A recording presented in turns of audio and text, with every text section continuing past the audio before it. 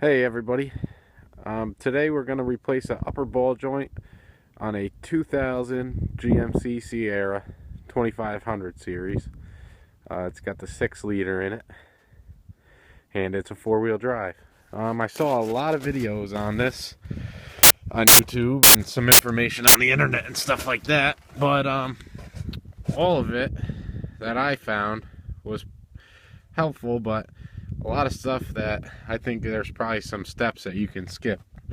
One of the steps being having to unload the torsion bars. I don't think that you have to do that. I've done ball joints before and I never had to do that. But today, just for the practices of making this video and doing this ball joint, I'm gonna just use a regular old tool set, regular old jack, and I do have air tools and stuff like that, but a lot of videos on the internet, everybody has a car lift or something extra that probably the guy looking up on YouTube for the video of how to replace a ball joint is not going to have. He's probably going to be doing it in his driveway like this. So here we go. I took the wheel off, and that's all I've gotten to so far. And right here is your upper ball joint, and that's what we're going to be replacing today. So if you look under it, there is an 18mm nut that you have to loosen, and we're actually going to separate that upper A-arm from the hub assembly here, and after that we'll be able to press out this ball joint. So here we go. Let's loosen this bolt up.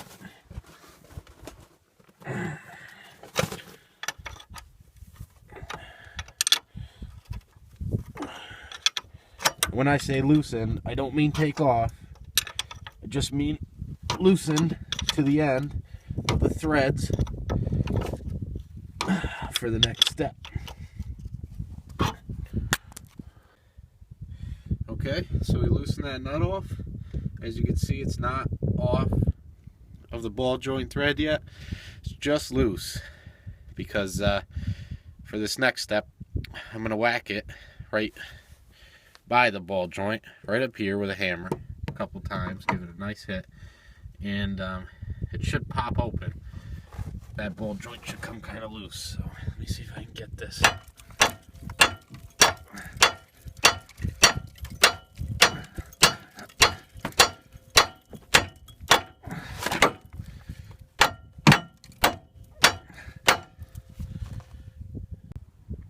Alright, now that I got that pretty loose, I'm going to go ahead and take that 18mm nut off the end of the ball joint all the way.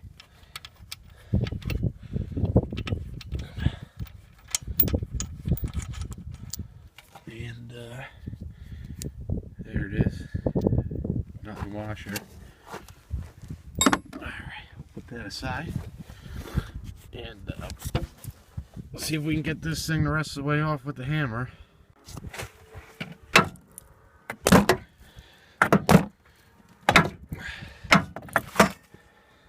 Got it. There she is. Alright, I'm going to go ahead and disconnect this little clip right here. Get in there with a knife. Just pop that open.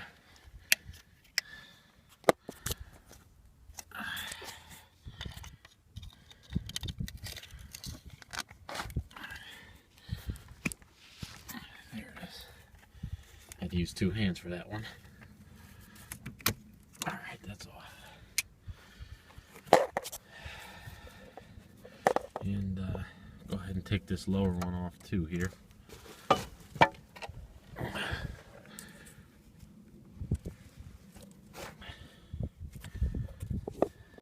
Alright, I lowered the jack down a little, the hub assembly lowered, and kind of get everything out of the way. You can see how bad this ball joint is. Everything is pretty, it's got a lot of movement there, and it ain't supposed to. So, next step is try and get that one out, and then we'll go ahead and put the new one in. Alright, so here's the ball joint press kit, and you're going to need that. This one is from Advanced Auto. I actually rented it, but I'm thinking about probably keeping it because I have a couple more things I got to do with it. So it's a pretty good price. It's like $100.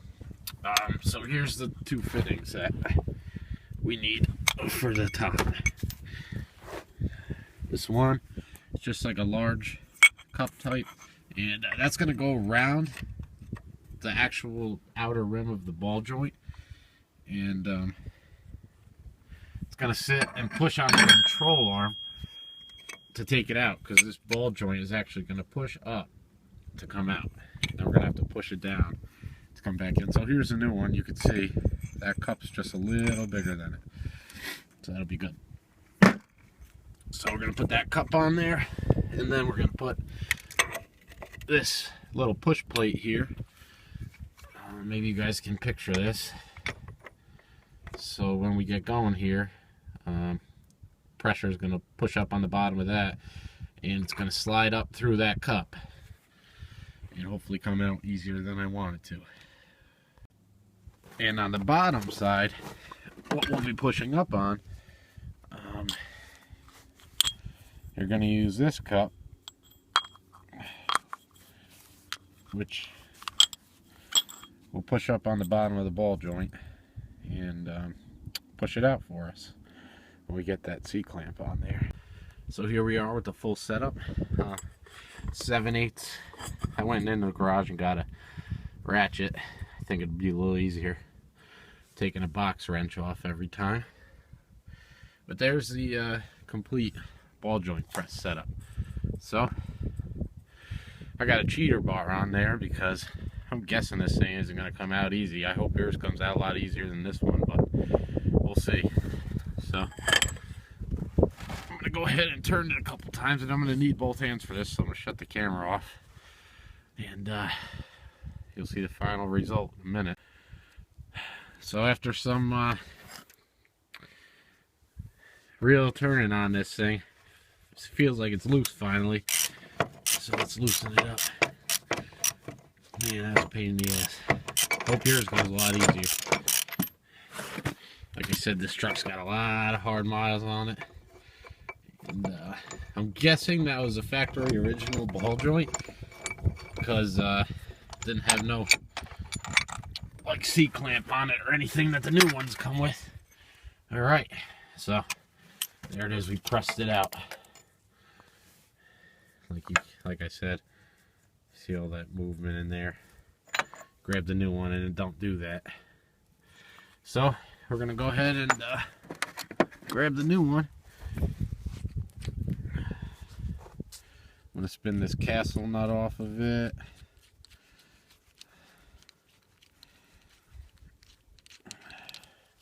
Put that on my fancy tool bench. Put the new one in there. Get it all set up like it should be.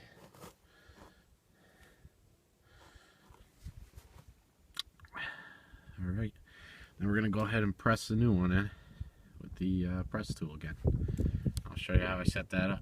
Alright, so now since we're pressing it back in, I think I'm going to go with this cup, which is a little smaller than the outside edge here, because we're going to be going down with it. And that one, nope.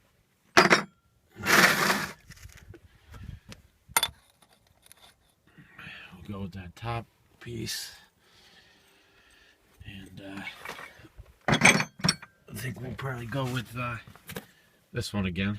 It's got the hole in it for it to slide through, and we'll put the clamp on there and get to ratcheting it again. Alright, you can see the new one's pretty well pressed in. I needed two hands for it again. You're definitely gonna too. And I don't see any way to do this without a bearing or a ball joint press. It was pretty tough with it for me. You know, just took a lot of balls to really get that turned and out of there. The new one going in wasn't so bad. But yeah, if there was a way to do it without it, you would have seen me do it, because I didn't want to spend $100 on the tool. But go ahead and take it off. I mean, it did work really good, so it was worth it. Alright,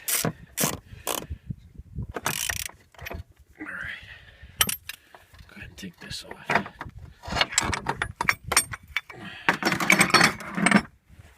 gonna need to hit that with a hammer, that bottom cut. There it goes. Alright, and it's in. So, now, go in the little tool bench area here that I have. And we'll grab this little C-clamp. I don't know if I'll be able to get the camera under there for me putting this on there, but it's going to go right up in there, snap around the top. That little notch, you could probably see it if this camera would focus. Probably see a little glimpse of it. And so we're going to go ahead and put that on and get this hub assembly back on. Alright, so put that snap ring on down there. You can see it up there. And I went ahead and put the grease fitting in and greased it. You're going to need to do that. Or I guess you could do it after, but with the wheel on and stuff, it'd probably be kind of a pain. And I just kind of manhandled this hub back into place, so I lined the hole back up with the bolt of the ball joint. And I'm just going to go ahead and, I got a jack under here, just jack it up a little bit and get that bolt nice and in that hole. And I can do it one hand too. Just maybe tap it over a little if you have to. Try and get it lined up. It's not easy, but it's in. And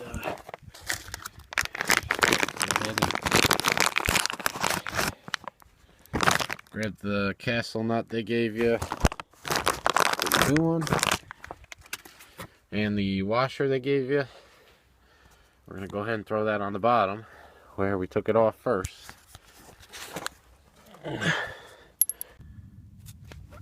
So keep on jacking till it's in there like that. And it's in there pretty good. At least I can let me see the thread sticking out on the bottom. So I'm going to go ahead and put that washer on.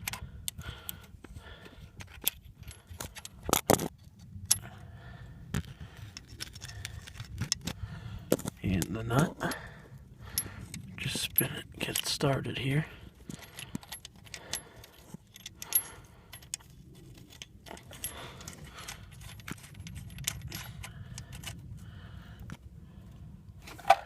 And grab that 18mm wrench we were using before. I hope it'll fit.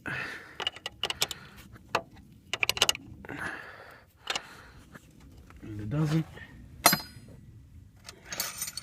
See if it will. Maybe back to the 7/8.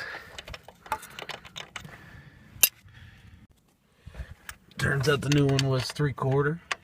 So one I took off earlier was 18mm, the stock one. So just go ahead and give that a good tighten.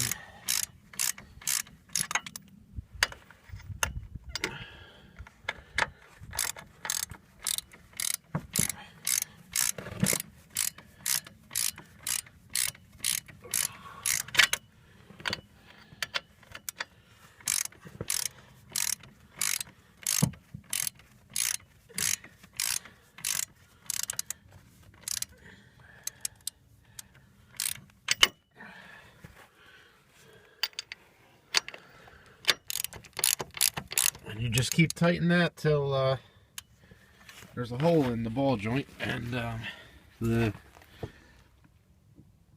ball joint that I bought came with a cotter pin. You just slip that cotter pin through so the nut doesn't back out, and then you should be good to go. And obviously put your wheel on. So I hope you guys learned today that, you know, this can be done in your driveway. As you can see, it's done in my driveway. And you know, you don't need to loosen the torsion bars up or the torsion keys or have a lift or any fancy air tools or anything. I used all hand tools for this. Really the only fancy tool I needed was that